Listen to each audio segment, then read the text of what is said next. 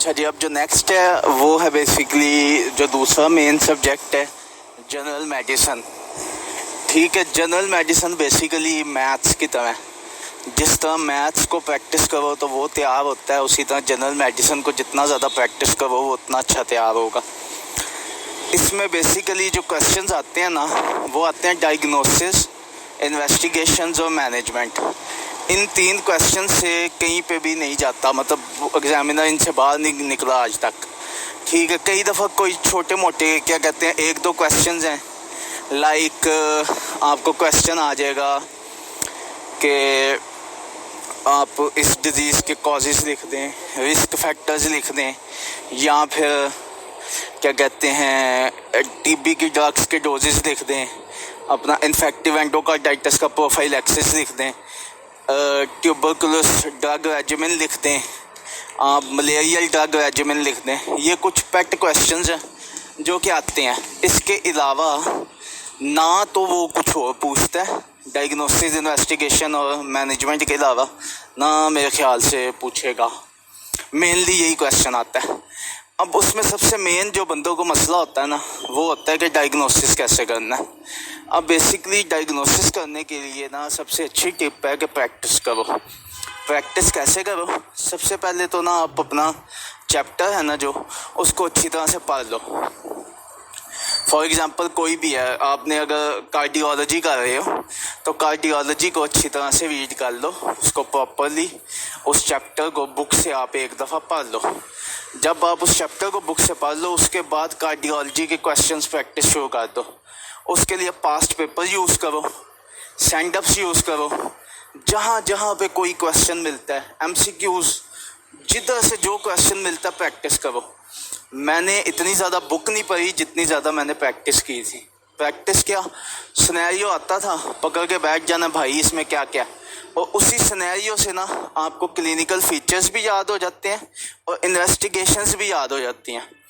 यानी कि एक तीर से कोई 2-3 निशाने लग जाते हैं। एक ही सवाल का डायग्नोसिस करते करते आप 4-5 चीज़ें पढ़ लेते हो। अब चैप्टर को किस तरह से करना है, पहले तो एक बता दिया कि प्रैक्टिस करनी है। दूसरा, चैप्टर को पढ़ने के लिए चाहे कोई भी बुक यूज़ करो, इनाम दानिश करो या डेविडसन करो। ठीक है, चैप्टर को करने के लिए आपने ना ये भी मेरे पास इम्पोर्टेंट टॉपिक्स हैं, इसमें से सिर्फ वही टॉपिक्स करने हैं, वही सिलेबस में है, उन्हीं में से क्वेश्चंस आते हैं। ठीक है, वो मैं बता दूंगा, वो मुझसे मांग लेना। अच्छा, अब इसमें ये है कि आपके जो हैं, आप सबसे पहले क्या करते हो कि फॉर एग्ज़ाम्पल आपने नेफ्रोलॉजी का टॉपिक ओपन किया, ठीक है, रीनल सिस्टम। अब आप उसमें क्या करोगे कि आप सबसे पहले उसका पहला जब खोलते हो ना, तो उसमें लिखा होता है प्रेजेंटिंग कंप्लेंट्स, यानी पेशेंट क्या क्या प्रेजेंटिंग कंप्लेंट्स के साथ आ सकता है। तो आपको पता होना चाहिए कि पोलीयूरिया का क्या मतलब है, एनयूरिया का क्या मतलब है, ओलिगोयूरिया का क्या मतलब है, हीमाचूरिया का क्या मतलब है, प्रोटीनयूरिया का क्या मतलब है, क्योंकि ये चीज़ें डायग्नोसिस बनाने में मदद करती हैं। अगर आपको एक चीज़ पता ही नहीं कि उधर लिखा है कि patient presented with polyuria and polydipsia, तो आपको यही नहीं पता पोलीयूरिया पोलीडिप्सिया क्या है, तो आप डायग्नोज नहीं कर सकोगे। इसलिए आपने क्या करना है कि आपने जो इनकी बेसिक डेफिनेशंस कि पोलीयूरिया क्या, पोलीडिप्सिया क्या है, इस तरह की हर एक चैप्टर में शुरू में दी होती हैं, उनको कर लेना है। देन उसके बाद आ जाती है इन्वेस्टिगेशंस। आपके सामने इन्वेस्टिगेशंस वो सीधी ना सारी लिख देता है कि investigations used in renal system, investigations used in cardiology. तो आपने उनके नाम पढ़ लेने हैं और ये देख लेना उनमें दिखता क्या क्या। फॉर एग्ज़ाम्पल अगर कार्डियोलॉजी की इन्वेस्टिगेशन है तो वो है ईसीजी, एकोकार्डियोग्राफी, उसके बाद आपका angiography, then MRI, CT scan, X-rays, CBC, ये सारी चीज़ें उसमें आ जाती हैं, ब्लड प्रेशर। तो ये चीज़ें आपने ना उस हिसाब से आपने देख ली कि ये चीज़ें इस स्पेसिफिक सिस्टम में हमारे पास ये इन्वेस्टिगेशंस हैं। अब होगा क्या, जब आप डायग्नोसिस कर लोगे ना, नीचे लिखा होता है राइट द इन्वेस्टिगेशंस, तो आप सीधी आपके पास, आपको पता होगा यार, आपको नहीं भी ना याद आ रही कि इस डिजीज़ में कौन सी स्पेसिफिक कराते थे, आपको पता होगा यार ये तो मैंने उसमें 4-5 पढ़ी थी, तो आप 4-5 वही लिख दोगे, उसी के नंबर मिल जाएंगे। ठीक है, सिर्फ नाम याद करने होते हैं, बीच में से नहीं करना होता। ये भी एक पॉइंट है, इन्वेस्टिगेशंस के भी मैनेजमेंट के भी ज़्यादा डिटेल इतनी नहीं ज़रूरत होती अनलेस आपने डिस्टिंक्शन लेनी हो। देन आपने ये 2 चीज़ें कर ली। अब उसके बाद डिजीज़ पे चले जाओ, जो स्पेसिफिक डिजीज़ है, जो आपकी डेविक्सन है उसमें पैथोफिजियोलॉजी दी हुई है वो नहीं करनी। आपने बेसिकली क्लिनिकल फीचर्स, इन्वेस्टिगेशंस और मैनेजमेंट, ये 3 चीज़ें हर डिजीज़ की रीड करनी है, प्रॉपरली रीड करनी है, प्रॉपरली तैयार करनी है अच्छी तरह से, क्योंकि यही चीज़ें आपको डायग्नोसिस बिल्ड करने में मदद देंगी। देन उसके बाद आपकी हेल्प हो जाएगी इनके आप इसके नीचे वाले जवाब लिख सको। देन मैंने पहले बताया कुछ ऐसे क्वेश्चन हैं जो कि आते रहते हैं, टीबी की drug regimen, malarial drug regimen. तो ये वाले जो क्वेश्चन हैं ना, ये स्पेसिफिक हैं, ये वही हैं जो पिछले कई सालों से चलते आ रहे हैं। ये आप पास्ट पेपर्स में देख लोगे, आपको तब समझ आ जाएगी कि ये चीज़ें मैंने मेमोराइज़ करनी है। उसके बाद जब ये कर लो फिर प्रैक्टिस करो।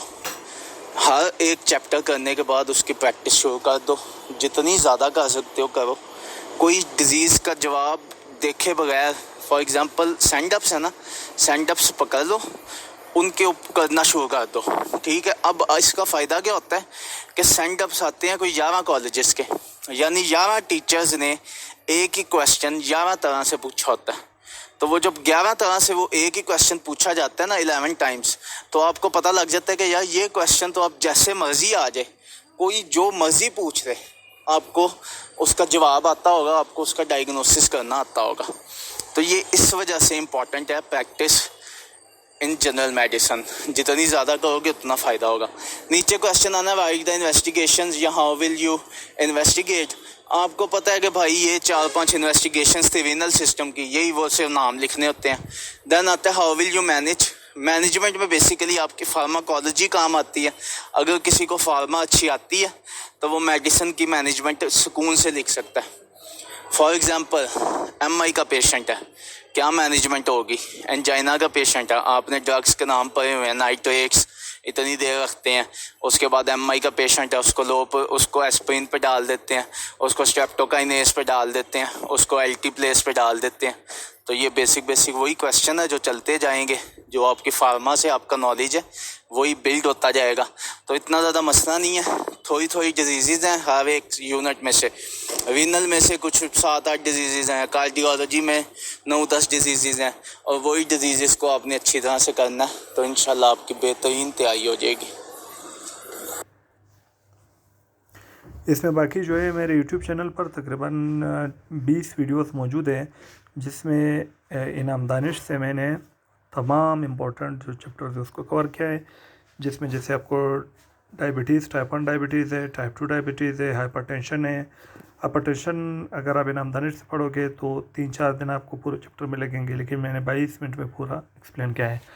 HIV एड्स है, डायबिटिक इमरजेंसीज़ है, और उसके बाद एक्यूट हेपेटाइटिस है, क्रोनिक हेपेटाइटिस है, उसके बाद लिम्फोमा है, Hodgkin lymphoma, non Hodgkin lymphoma, liver cirrhosis, anemia के लेक्चर्स हैं, उसके सारे टाइप्स। उसके बाद हिस्ट्री किस तरह मेडिसिन में लेते हैं। तो ये वो टॉपिक्स हैं जो रिमेनिंग है, वो भी मैं इंशाल्लाह अपलोड करूँगा। तो ये वीडियोस आप पहले देखें, फिर आप जाओ बुक पढ़ें, तो इंशाल्लाह आप लोगों की बहुत बेहतरीन पढ़ाई हो जाएगी।